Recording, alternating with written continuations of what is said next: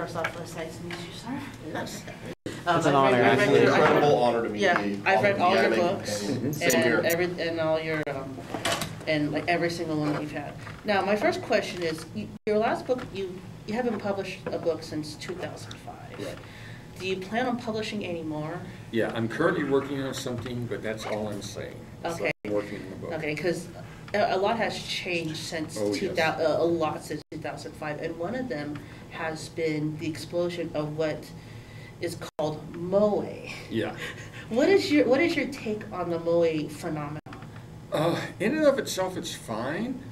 However, the volume of stuff, of focusing heavily on character attributes rather than story, and cute character attributes rather than story, gets tedious after a while.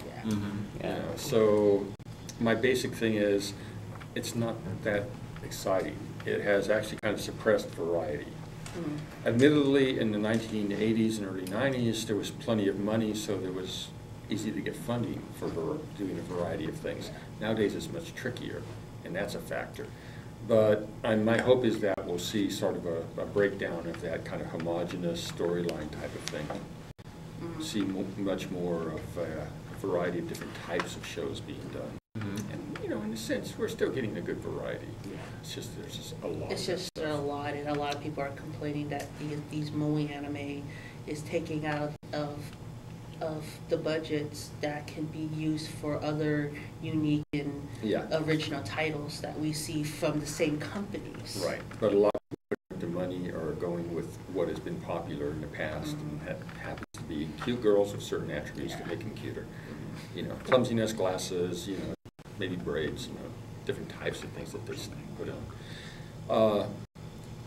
But then again, we get shows like, Eden of the East. We get a variety of Ghost in different... the Shell, like that from 2000, like that. Yeah. That was an excellent show. Like, Sword of the Stranger, Sort of strange. which has been below the radar of a lot of people. Just a marvelous piece of work. So there's things happening that are different. But, and then of course we always have people like Oshii, Oshii does what Oshii wants to do. And he often does great things, not only in anime but live action. So it's interesting. So I think in the next few years we're actually going to see more of a changing, because I'm starting to see more shows that are looking interesting to me, more shows that are not moe shows.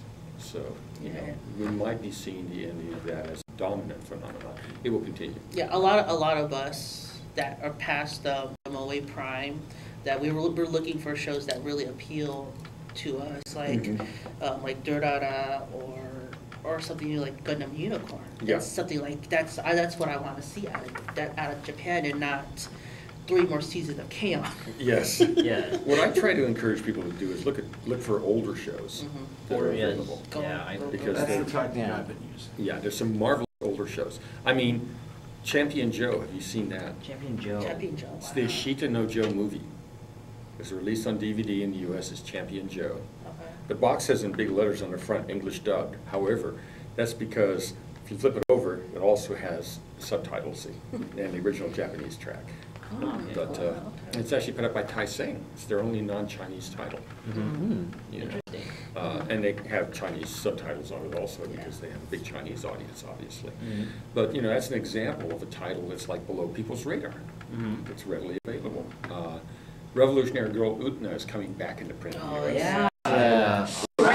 We're actually, my friends and I, we're actually, as part of the anime club, or just like a little side thing, we're actually going through that series right now. And what it's around, maybe back in the 1990s. Yeah. It's at least 15 years old. Right. We're going back and rewatching it, and it's a very enjoyable show, actually. Like the music, it's pretty good. The character design, at least, and I really love the art style and everything like that. Oh, yeah. It's amazing. And the story Extremely stylistic story, the artwork and everything.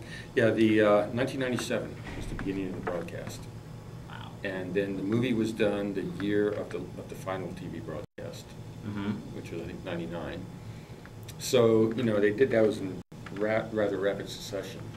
And so they're coming back into print. Right Stuff is issuing The first box set in a week, and then in August, the second box set comes out. They've got the license for the movie. They haven't announced a date yet. Okay. But they still have about 60 copies listed on their website of the old CPM release of the movie. So it's still available, even though it's out of print. So there's things like that. Then there are the titles that never made it to DVD. They were out on VHS, which were great ones back in the past. See, one of my interests is how do I get newer fans to look at older titles which are still available, or maybe you might be able to find in the secondhand market, because there's a lot of great stuff that I think people would highly enjoy, but they don't even know it exists. Well, I guess a lot of people are just focused on like Whatever's coming like next season, like they finish this season here, then we're like watching like the next season, but then that's shallow. Yeah, the majority of shows, I'm sorry to say, like, that we want, out of like maybe a dozen shows, we might find maybe one or two that we find like is really, really good. I don't know, have you heard, like the last season, the other fairly big one was Madoka. Yeah, see, the thing is, I only watch what is commercially released in the U.S. Okay. Because, quite frankly, for the stuff that's commercially released in the U.S. I haven't even seen yet that I own, I have a stack of DVDs this tall. Because I don't just watch them, I take notes. Oh. So I watch them and then I go back and take notes later. And when I take notes, a half-hour show becomes a 45-minute, viewing for note-taking purposes. So that becomes an issue. But there are things that are good that they're popping out. So it's not just a Moe thing that's coming through. So, and I get excited about things like Dorara, because they sent me the screener for it. Though the screener was strictly the redub, so I watched it with the sound off. But at least they were streaming it, so I was able to watch the subtitle version being streamed. But, there's such a variety out there of new and older shows. It's good to keep an eye on that stuff. I do agree.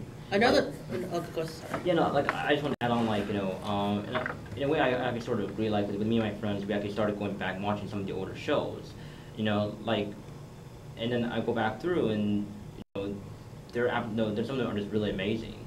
Like, even though it's like, 10, 15 years old. I mean, like Rurouni Kenshin, that was over 10 years old, and they're still doing cosplay gatherings, like today. Right. I think there's one or two gatherings today, And then look at things that are considered like the early Gainax things. The earlier ones. Yeah, like Gunbuster, for instance. Gunbuster. There's a guy in the Dealer's Room, Anime 101, is selling the super deformed Gunbuster model kit. Yes, Buster King. Another title that's making a comeback is or Sailor Moon. They just announced they're gonna re-release The manga, The manga. So that may Great series, great series. have a resurgence of Sailor Moon, and especially for those like us in our 20s that literally grew up on Sailor Moon. Yeah, the deep Now- releases. Yeah. Oh yeah, that was a fun Horrible show. dubbing music, but a great story. Yeah, well, I had to wait till they released the subtitle box sets, and that was a joy to watch. I know, Arasawa did an excellent score for that Yes. series. And then also on manga relicensing, Shonen Janai Gumi, the original GTO story that was released as GTO Early Days. Oh, With nice. Yoni Duga. Yeah, Yep. Vertical has picked it up. Wow. So we're going to get to see the rest of that, because Tokyo Pop never finished translating. Oh yeah, they did. Yeah, Yeah. because Tokyo Pop just sunk like a stone. And then they also, Vertical announced they picked up GTO the 14 Days, which is a sequel to the GTO This is series. a sequel? Yeah. I had no idea there was a sequel. I had no idea about that one either. So myself. I knew the anime, but Yeah. And then that tells me that sometime in the near future, they're going to be announcing they're going to have the actual GTO series, But Vertical is doing great things with that.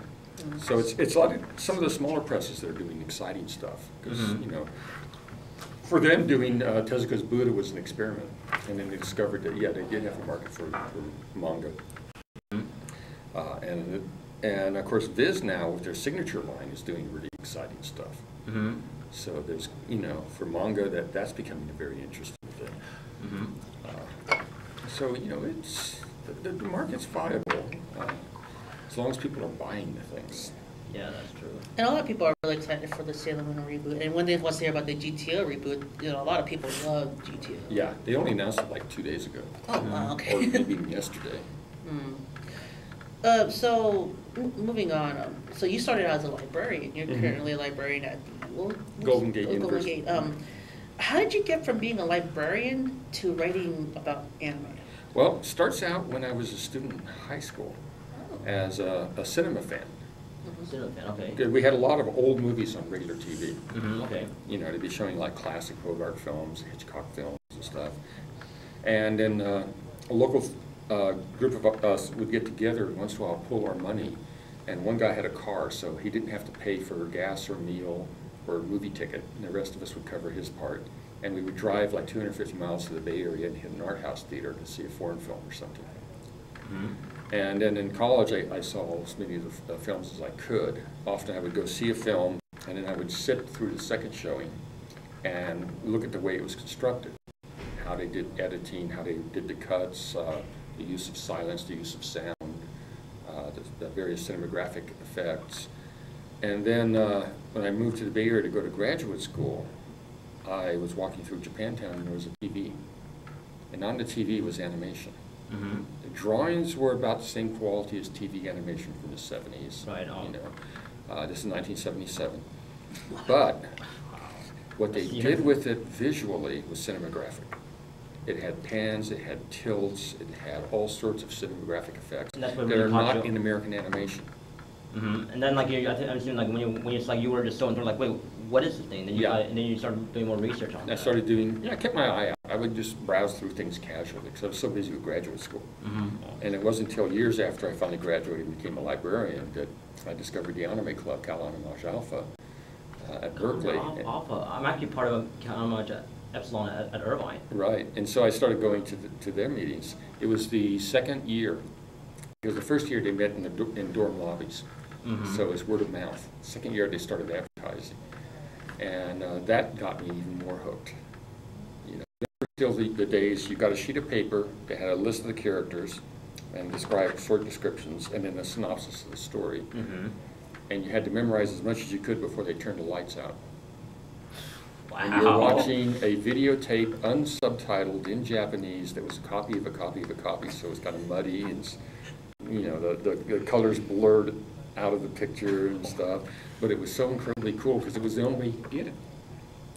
And then very shortly after that, the first subtitled releases started happening. You know, so that was quite fun. That actually is impressive. Like, yeah, sort of story with that actually. With me and my friends, we had like our old club president, we founded Cal Anime Epsilon, our club down in Irvine. He came back. He actually mentioned like more or less the same thing. To watch, you know, the VH, we had like VHS, like that, like what's that?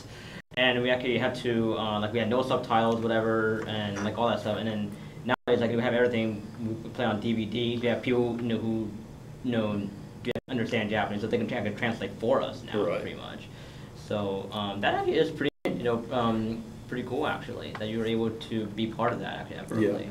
Yeah, but it, like I say, it was the only way to see it. The only other way you could see it was occasionally there would be a movie shown in an art house that was redubbed, and often redubbed very tongue-in-cheek. So it had, you know, massive lack of fidelity to the original series. That's true. It would still be enjoyable, but, you know, when you discovered that, you know, the joy of subtitles and that you could hear the Japanese voice actors and a different style of acting, it was a whole different experience. Actually, about like when you're publishing books and everything like that. So maybe like when you walk around, you know, these conventions, like, you know, you say you don't go to that many earlier.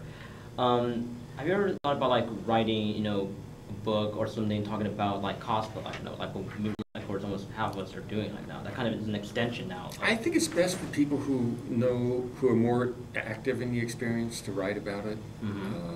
There's some scholars doing work on it, mostly journal articles and things. It's a phenomenon. But I tend to focus on what I know. So, for example, I don't write about video games. Because you know more about the anime. I know more about the anime, the manga side, the Japanese cultural context. For the anime companion books, I still keep maintaining the supplement online. In fact, the supplement now is almost up to 750 new entries. So that's bigger than either of the 2 volumes that had come out. You could see a compilation edition of that soon. I'm hoping someday to do a second edition that has volume 1, volume 2, and all of the newer stuff in one fat volume. But it depends on sales. Yeah, it's like the Anime Encyclopedia had a second edition and then just vanished.